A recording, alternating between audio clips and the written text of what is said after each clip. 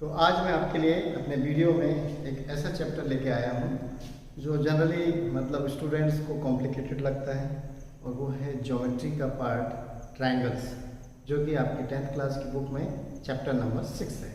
ठीक है ना। तो ट्रायंगल्स एक्चुअली चैप्टर का नेम तो है, बट इसमें हम आगे क्या डिस्कस करते हैं, ट्रायंगल्स की सिमिलरिटी। तो सिमिलरिटी से पहले कुछ हम लोग जो प्रीवियस क्लासेस में हमने पढ़ा है, थोड़ा सा उस पॉइंट पे आते हैं। तो मैं रिकॉर्ड ले रहा हूँ। सिमिलरिटी के पहले आपने इन 9th क्लास आपने पढ़ा है कॉन्ग्रुएंसी।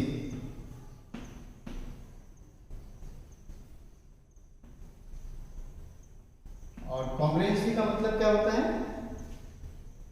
कि मतलब ऐसे फिगर्स, ये प्लेन फिगर की बात कर रहे हैं, किसकी बात कर रहे हैं, प्लेन फिगर की। तो ऐसे प्लेन फिगर्स जिनके शेप एंड साइज, शेप भी एक जैसे हैं और साइज इक्वल है, तो वो जो है आपके कॉन्ग्रुएंट फिगर होंगे। कॉन्ग्रुएंसी मतलब number 1, shapes are same, and number 2, size are equal। और ऑब्वियसली जब ये दोनों चीजें होंगी तो हम उन फिगर को यदि एक दूसरे पे ओवरलैप करते हैं तो कंप्लीटली वो कवर अप करेंगे। कंप्लीटली वो क्या करेंगे, कवर अप करेंगे। इसका मतलब ये हुआ कि उस फिगर में जितने भी करस्पॉन्डेंस हो सकते हैं, मे बी साइड्स, में भी यदि साइड नहीं है तो एरिया, आया ना समझ में, जो भी मतलब पेरीमीटर्स, एंगल्स, यदि पॉलीगॉन्स हैं तो एंगल्स और साइड्स होंगे, साथ में एरिया होगा। और यदि पॉलीगॉन नहीं है, भाई जैसे सर्कल की बात करें तो सर्कल में क्या होगा, उनका पेरीमीटर, उनका एरिया और उनका रेडियस। तो ऐसे मतलब फिगर्स जो कॉन्ग्रुएंट हैं उनमें शेप्स उनके एक जैसे होंगे और साइज उनके इक्वल होंगे। ठीक। और इसको हम बोल सकते हैं कि that is all possible correspondence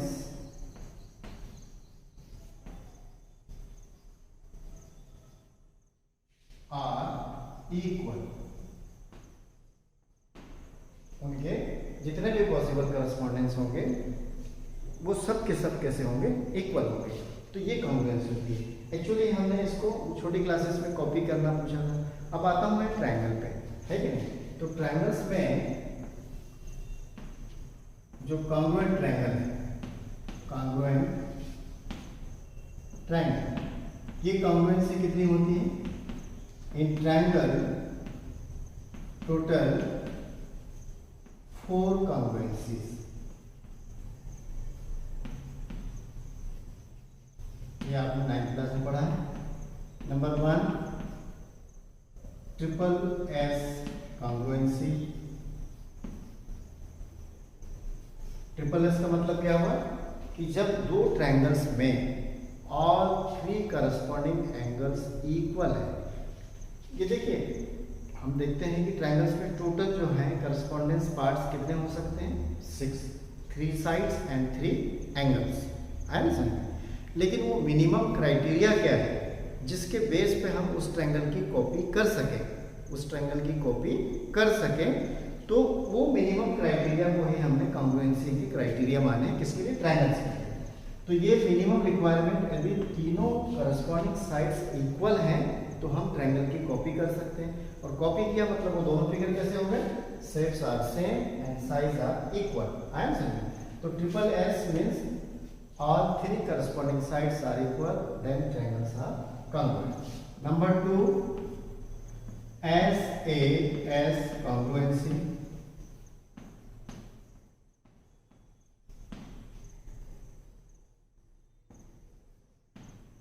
इसमें क्या होगा कि 2 corresponding angle and they are included angle, 2 corresponding angle sides। जैसे हमने ये ट्रायंगल ले लिया, 2 ट्रायंगल ले लिया इस टाइप से, तो मान लीजिए ये वाला साइड इसके इक्वल है, ये वाला साइड इसके इक्वल है, तो इनका इंक्लूडेड एंगल ये हुआ, ये दोनों इक्वल होना चाहिए। और ये यदि स्थिति है तो हम ट्रायंगल की कॉपी कर सकते हैं, मतलब वो ट्रायंगल्स कॉन्ग्रुएंट होंगे। ठीक। Number 3, ASA congruency.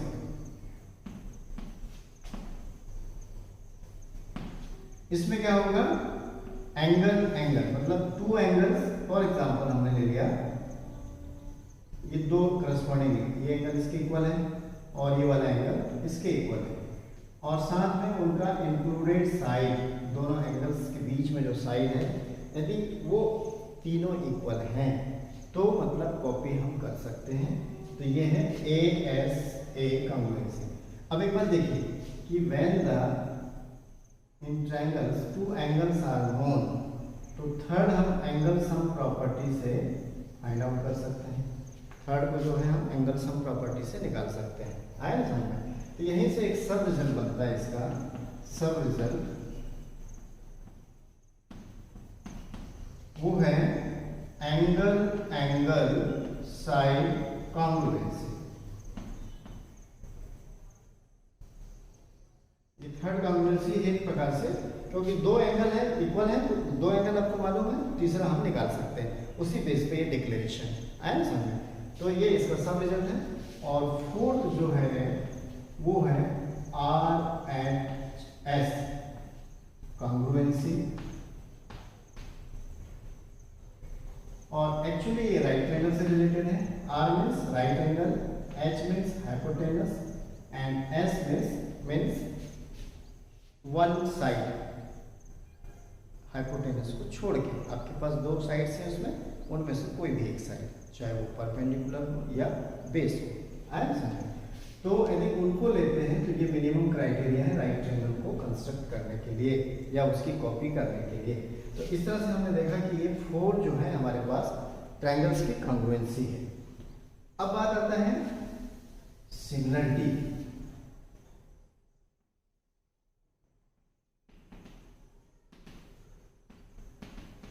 तो सिमिलरिटी में जो है कि शेप्स आर सेम, ओनली यही क्राइटेरिया है। यदि किसी भी दो फिगर के शेप्स एक जैसे हैं, कोई भी दो फिगर जिनके शेप्स एक जैसे हैं, मतलब जैसे आप देखेंगे कि आपका खुद का फोटोग्राफ डिफरेंट परसेंट में आपने उसको जूम इन या जूम आउट किया हुआ है, तो आपका फोटोग्राफ है, ऑब्वियसली उसमें कोई चेंज नहीं होगा, है कि नहीं? हाँ, वो फोटो छोटा या बड़ा हो सकता है। तो इस टाइप से मतलब कि वो सेम, मतलब कैसे हैं, सेम है, फोटो आपकी ही है, उसमें कोई चेंजेस नहीं है, बट उसका साइज अलग अलग है, डिफरेंट साइज है। तो ऐसे जब फिगर होते हैं तो उन फिगर्स को हम बोलते हैं सिमिलर फिगर। आप देखते हैं इंडिया का मैप आपकी बुक में एक डिफरेंट स्केल पे बना होता है, एक बड़ा सा चार्ट पेपर होता है, उसमें डिफरेंट बना मतलब बड़ा होता है कि नहीं? और उसमें स्केल, आप दोनों के स्केल कंपेयर करेंगे तो स्केल अलग अलग होगा। हो सकता है आपकी बुक में जो इंडिया का मैप है उसमें मतलब 1 centimetre is equal to 1000 kilometre mention हो, जितना छोटा होगा स्केल वो हमको बड़ा लगा। और बड़ा मैप है, एक चार्ट पेपर में है, तो हो सकता है उसमें 1 centimetre is equal to 50 kilometre हो। आया ना समझ में? तो इस तरह से मतलब डिफरेंट स्केल पे एक ही फोटोग्राफ्स को, एक ही चीज को, एक ही शेप फिगर को जो एक ही शेप का है, उसको अलग अलग जूम इन या जूम आउट करेंगे तो हमको जो है क्या मिलेगा, सिमिलर फिगर मिलेगी। तो सिमिलरिटी में ध्यान रखना आपको कि शेप सेम होना चाहिए, साइज कुछ भी हो सकता है, इक्वल भी हो सकता है, डिफरेंट भी हो सकता है। डिफरेंट में एक छोटा एक बड़ा, है ना? ऑब्वियसली दो फिगर है तो एक छोटा होगा दूसरा बड़ा होगा। आई बात समझ? तो आई थिंक मेरे ख्याल से सिमिलरिटी आपको समझ में आ रही होगी। मैंने कॉन्ग्रुएंसी क्यों लिया? कॉन्ग्रुएंसी जस्ट एक दूसरे की कॉपी होती है, कॉन्ग्रुएंसी जस्ट कॉपी होती है, उसमें मतलब जो भी करस्पॉन्डेंस हो सकते हैं, एंगल, साइड्स, सर्कल है तो रेडियस, उसका सरकमफेरेंस और भी जो भी हो, फिगर्स के अकॉर्डिंग वो चलता है। तो जितने भी करस्पॉन्डेंस पॉसिबल हैं वो सब इक्वल होंगे और वो एक दूसरे को कम्प्लीटली ओवरलैप करेंगे यदि फिगर को हम एक दूसरे पे रखते हैं। तो ये बात ध्यान रखिएगा, ठीक? तो ये है कॉन्ग्रुएंसी, मतलब कॉन्ग्रुएंसी में शेप्स एंड साइज दोनों इक्वल होंगे, शेप सेम होगा, साइज इक्वल होगा।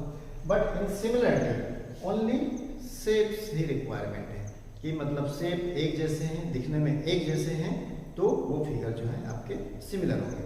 अब हम बात करते हैं सिमिलरिटी इन पॉलीगॉन्स, स्पेशली क्योंकि हमारा चैप्टर का नेम है ट्रायंगल्स, तो पॉलीगॉन से होते हुए हम ट्रायंगल पे आएंगे। तो सिमिलरिटी इन पॉलीगॉन्स, और जब भी आप सिमिलर पॉलीगॉन को कंपेयर करेंगे, आप उनके साइड्स को मेजर करिए, एंगल्स को मेजर करिए, तो आपको उसमें दो चीजें मिलेंगी, similarity in polygons. Two polygons हैं,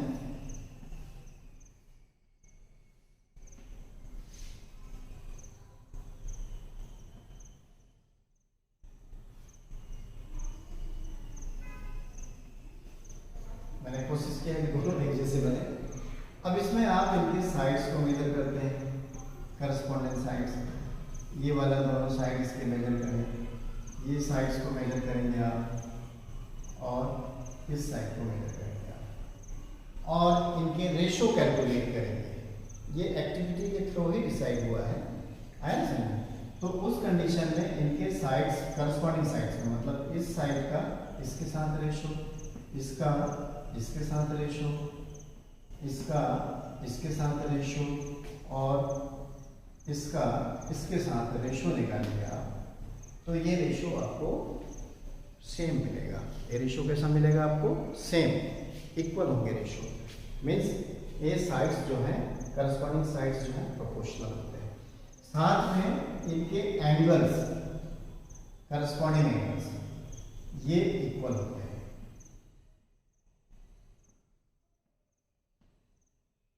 करस्पॉन्डिंग एंगल्स जो हैं इक्वल होंगे, और ये वाला एंगल, तो इस तरह से मतलब ये एक्टिविटी के through, by the activity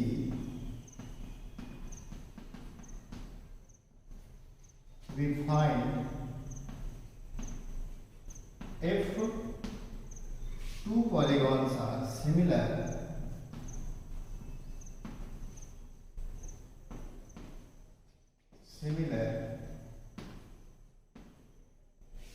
then number one,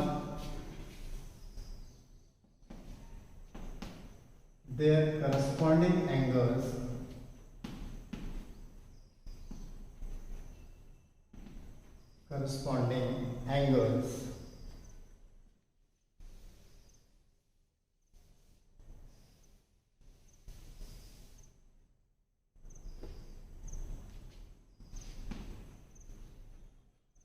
are equal. Number two, their corresponding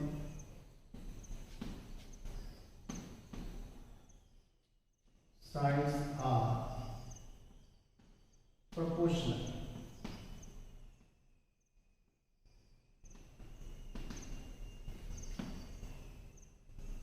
Or ratio of corresponding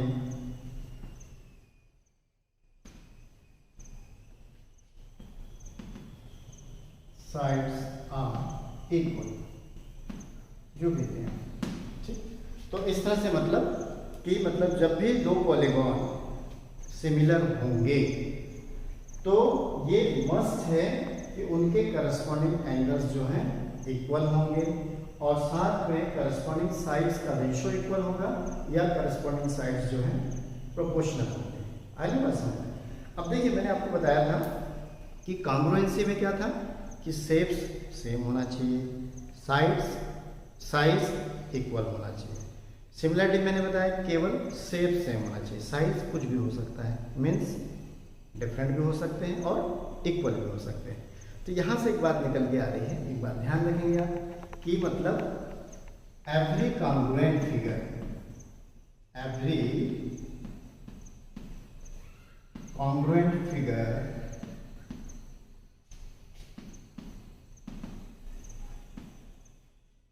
are always similar, वो हमेशा सिमिलर। नंबर सेकेंड, अब हमने बात किया पॉलीगॉन में सिमिलरिटी की, तो देखिए जब सेम साइड के सेम नंबर ऑफ साइड्स के आप यदि पॉलीगॉन रेगुलर पॉलीगॉन लेते हैं, आपको मालूम है कि मैंने 3 साइड्स का रेगुलर पॉलीगॉन क्या होता है, इक्विलैटरल ट्रायंगल। 4 साइड्स का रेगुलर पॉलीगॉन क्या होगा, स्क्वायर। फिर आगे आप जो है regular pentagon, regular hexagon, regular heptagon, hexagon, octagon, nonagon, decagon, जो भी है लेके चले आप। तो ये ध्यान रखना है आपको कि जो रेगुलर पॉलीगॉन होते हैं वो हमेशा सिमिलर होते हैं, वो हमेशा सिमिलर होते हैं। Every regular polygon of same number of sides are always similar, वो हमेशा सिमिलर। इसके अलावा जो थर्ड है हमारे पास, एवरी सर्कल का शेप हमेशा एक जैसा होता है, तो every circles are always similar.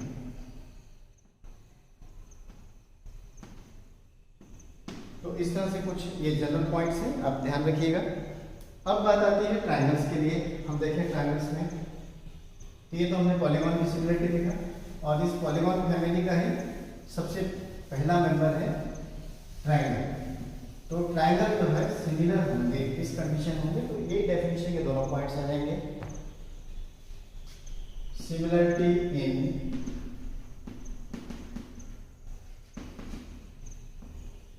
Triangles, तो 2 triangles ABC and DEF are similar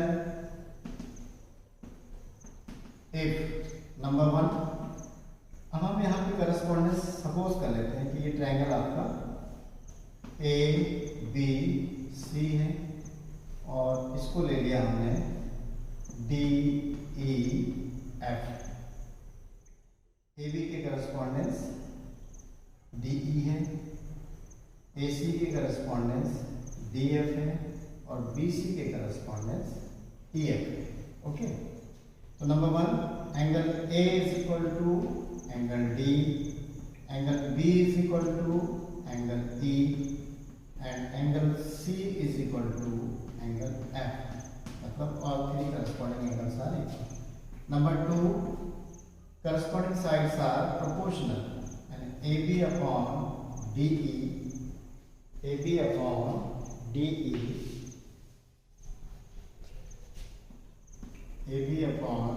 DE is equal to AC upon DF is equal to BC upon EF। 2 triangles ABC and DEF are similar if यदि ये condition है हमारे पास, otherwise they are not similar।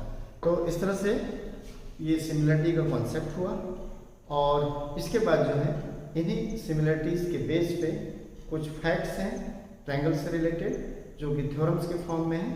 तो dear student, ये theorems हम अपने next video में देखेंगे, तो तब तक के लिए आप इसे समझने की कोशिश कीजिए, और रिक्वेस्ट है कि आप जो है अपने फ्रेंड्स को लिंक शेयर करिए, चैनल्स को सब्सक्राइब करिए, ताकि आपको नए वीडियोस की नोटिफिकेशन मिलते रहें। तो इसी उम्मीद के साथ आज का यहीं समाप्त करते हैं। All the best, thank you.